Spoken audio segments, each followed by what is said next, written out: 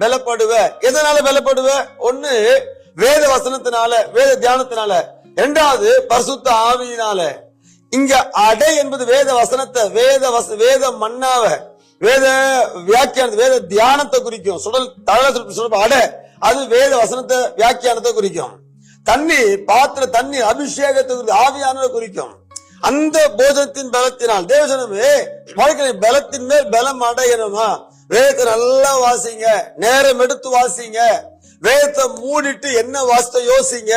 வாசிக்கும் மீண்டும் மீண்டும் புது புது கருத்து வரும், திறந்து வாசிங்க, மீண்டும் மூடுங்க. வேதத்தை வாசிக்கும் போது ஆவியானவரே கண்களை திறந்தாங்க ஜெபம் பண்ணிட்டு வேதத்தை வாசிங்க. வேதத்தை எழுத பரிசுத்த ஆவியானவர். பல்வேறுபட்ட காலங்கள்ல பரிசுத்த ஆவியினாலே பரிசுத்த மனுஷர்களால் எழுதப்பட்டது பரிசுத்த வேதாகமம். ஒரே ஆத்தர் தான் பரிசுத்த வேதாகமத்தினுடைய ஆசிரியர், ஒரே பரிசுத்த ஆவியானவர் தான். சரியா? பல்வேறுபட்ட பரிசுத்த மனுஷர்களை கொண்டு எழுதினார்.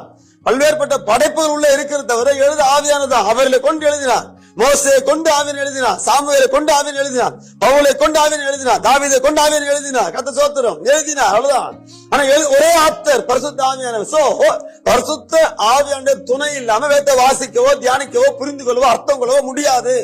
சோ நீங்க வேதத்தை வாசிங்க, ஆவியின் துணை வாசிங்க, தியானிங்க. இந்த ரெண்டும் தான் போதும். நல்ல ஆவியில் நீங்க பலப்படலாம். வாழ்க்கையில அச்சுறுத்தல் வரதான் செய்யும், பயமுத்து வரதான் செய்யும், விரோதம் எலும்புதான் செய்வோம். எலும்பட்டும். ஆனா நீ ஆவி நல்ல பலன் கொள்ளும், எளிதா ஜெயிக்கலாம், ஜெயமனோக்கி வாழ முடியும். தேவ சொல்லுமே. சோ இன்னைக்கு தீரம் பண்ணுங்க. எலியா பலப்பட்டான், நானும் பலப்படுவேன். எனக்கு வேதவசம் இருக்குது, எனக்கு அபிஷேகம் இருக்குது, விட மாட்டேன், வளர்ந்துடும். தீர்மானம் விடுங்க, வளர்ந்து பெறுங்க, ஜெயமுள்ள வாழ்க்கையை வாழ்வீர்கள்.